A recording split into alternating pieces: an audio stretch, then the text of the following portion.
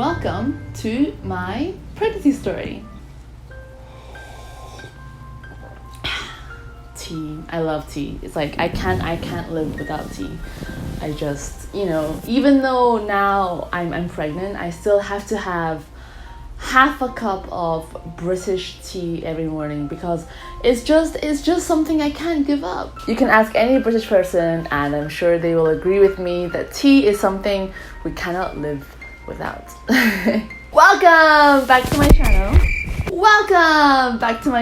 So I haven't uploaded for a few months and I know that, and the reason for that is because, well, I think 2020 has been a stressful year for everyone. I think everyone can agree with me when I say that everyone's mental health has kind of maybe taken a toll this year because of COVID-19. And I was also going through a lot of work issues, a lot of work problems. And then, of course, at the same time, I got pregnant and I had really bad morning sickness. So let me tell you my pregnancy story. It all started, and I remember Saturday the 4th of May, I went to my friend's housewarming party in Seoul. The next day, me and D.O, we just decided to spontaneously take a road trip down south to Jeju Island. We live in Seoul now, but D.O was originally born and brought up on an island very south of Korea called Jeju Island. And I guess we both just really wanted a break from Seoul because we were both actually looking for new jobs and we wanted to take a break before we both start working full-time again. So I normally get really bad travel sickness. Whenever I sit in a taxi, a bus, a car, my head will start spinning. It's really bad. Seoul to Jeju is a good, 6 hours drive, 5 if you're lucky. And my head, my travel sickness was really bad. I was constantly dizzy and I felt like I was going to throw up. I never actually throw up. I just want to throw up. And it was just a really hellish 6-hour journey. We got to our friend's house where we were living for the next week. The next day we would go back in the car and drive around the island and go swimming, go sunbathing. The island is just beautiful. But every time I stepped in that bloody car, my head would start spinning. I remember on day 5, or was it day 4, I woke up the next morning and I felt absolutely terrible. And I just remember saying to D.O, I have to go back to Seoul right now. I told D.O. Thankfully, he was very understanding and he was like, yeah, no problem. We packed our bags. We immediately went to the airport because there's an airport near Jeju Island. From the airport, we flew back to Seoul. Only took about 45 minutes. Got to Seoul, went straight back to our house and went straight into my bed.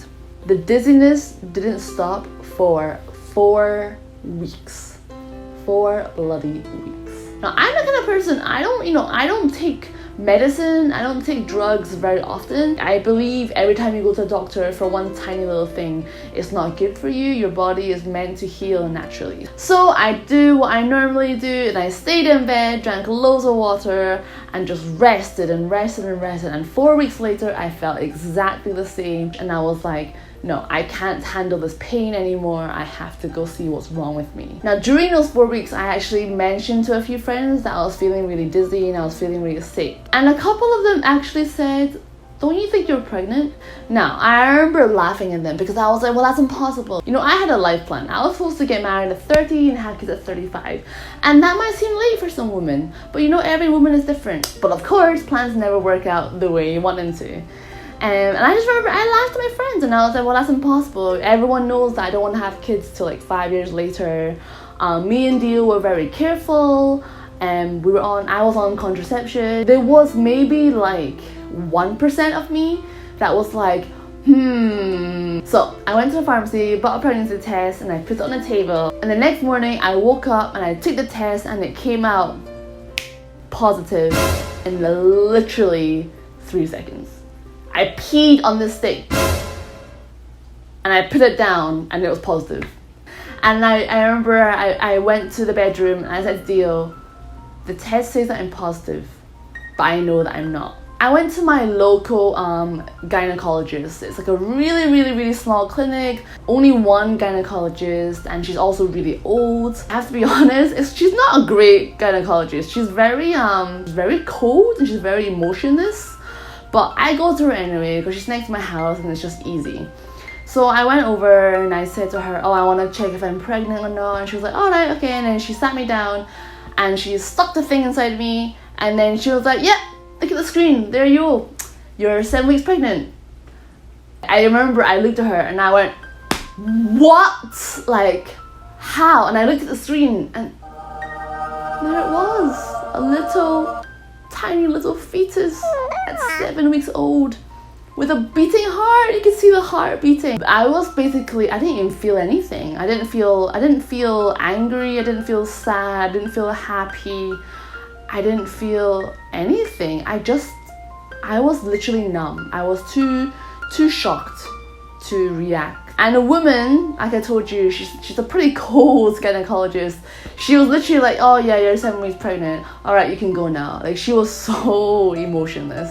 So she did not help at all. She made me feel worse, actually. And I went home and I sat on this sofa actually, and I sat here for a good, I think a good 4 hours, and I just sat in silence. And I remember just thinking, this is impossible. How can this be? We're so careful. And I remember D.O coming up to me and he said, before you panic or stress out or think too much, let's go to an actual birthing hospital and get a proper checkup. Now in Korea, when you're pregnant, you go to an actual birthing hospital. It's actually in the birthing hospital where they do the monthly checkups and all your blood tests, and eventually the birthing hospital is also where you give birth. I didn't really think too much about it. We just looked for the nearest birthing hospital with a good reputation, and we found one about 15 minutes walk away, and we were like, yeah, we'll just go here, it has a good reputation. So we just went, and they did a blood test, they did a urine test, I filled out those documents about my medical history, and then I went in to see my doctor, and she's lovely. She's a lovely Korean woman. She speaks basic English. She's not fluent, but she speaks enough that she can always communicate to me anything that's wrong or the results of the test or anything. But she's nice. She does her job. And she gave me a proper ultrasound, and she explained everything about the ultrasound. Oh, this is the baby's head, this is the yolk sac. And did you know babies have yolk sacs? They feed off a yolk sac until you hit week 13 or 14. A yolk sac? I thought only chickens had yolk sacs. I actually had some complications with my uterus, so they found some blood clots. And she said to me, 50% of pregnant women have blood clots. But just in case, plus, with the fact that Corona's going around in Korea, she said she actually put me on bed rest. And she said, do not leave the house, do not go to work until your first trimester is over, because you don't want to risk a miscarriage because of your blood clots. So after the hospital, we came out, and I remember I just felt so calm. I felt so calm, and I felt really happy, and I felt really blessed. Even though it's years earlier than I had wanted to originally, it's a blessing. The fact that I can even get pregnant, the fact that I got pregnant so easily, it's a blessing. It really is a blessing, and deep down I'm really thankful for that. A 1% chance that I could have gotten pregnant with everything that I was doing, and I got pregnant. So I call it my 1% miracle baby, which I think is really cute. Sometimes I also call it Corona baby, just because it was conceived in the year of Corona. D.O doesn't like it when I call it that. And then from week 7 all the way up until week 13, my dizziness continued. My doctor said that dizziness and nausea is very common, and dizziness and nausea is also considered morning sickness, even without the throwing up. It is considered morning sickness, and she said that I just have to I just have to deal with it. But it got so bad that eventually I went back to the hospital and she prescribed me morning sickness pills. So these pills, they are safe for pregnant women and they're made specifically to block the nausea. But I would say they reduce the dizziness and the nausea by about 50%, which means that I was able to actually stand up. And you know, I couldn't even stand up before, but now with the pills, I could stand up, do a little bit of cleaning, take a shower, I could do the laundry, I can just walk around the house a little bit without feeling like I was going to collapse. And the moment I hit week 13, man, it was like everything just fell into place and it was amazing. For me, I believe in like it was God's timing, but honestly the timing was just amazing. The moment I hit week 13, my morning sickness, my nausea, my dizziness all went away. I honestly, right now, I feel absolutely amazing. My energy levels are amazing. I feel like before I got pregnant, basically. Also, the same week, that same week, I got a new job. So now I'm back to working and earning money and I love it. I love working. D.O also got a new job, so now he's working every day.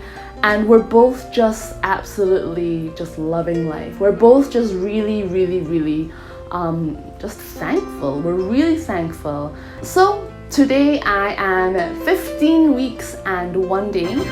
I don't have a belt. I don't know if you guys can see. Whoop! Oh. Ow. Ow. Why is it so numb? Oh, I've got pins and needles. Oh,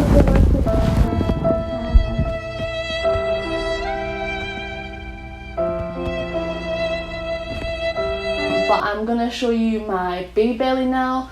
You can see that I basically have a very small curve here, which I never had before. But I'm not even sure if that's the baby or if that's bloat. But yeah, this is my stomach for now. So it's, as you can see, it's not that big. It's not that big, but it will get better. I mean, bigger, better. It will get bigger. I really want to vlog my pregnancy just so I can look back and be like, this is what happened. Also, in general, I want to make more videos. So let me know what you guys want to see. I'm Scottish Chinese, my husband is Korean. Anything you guys are curious about, please let me know in the comments and I will answer them in my future videos. Okay. Bye!